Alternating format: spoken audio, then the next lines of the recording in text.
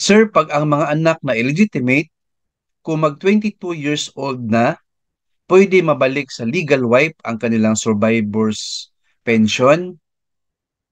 Answer, based po sa website ni GSIS, meron pong dalawang pension po, namely survivorship pension and dependence pension. I think ito po yung tanong ng viewer natin. Once na 22 years old na po yung bata, stop na po yung dependence pension po. Kasi po nasa legal age na po yung bata. Whether illegitimate or legitimate. Ma-stop na po yan at hindi po transferable sa mama or legal wife. Ang sa mama kasi or sa legal wife, ang tawag niyan is survivorship pension. So, ma-stop yung survivorship pension if mag-remarry po si legal wife. Kaya dapat po hindi tayo mag-remarry o magpakasal sa iba.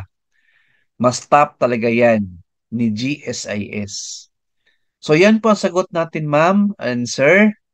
Kung may same situation kayo or same na tanong, again, ang dependence pension po ay ma-stop po if nasa legal age na po yung bata na may dependence pension.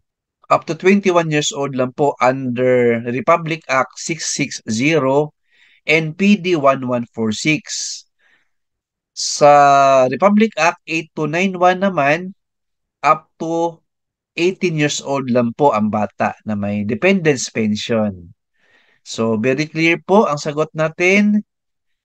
Alright, keep watching my YouTube channel. Please like, share this video, and subscribe na YouTube channel. Thank you, God bless, and 2 thumbs up.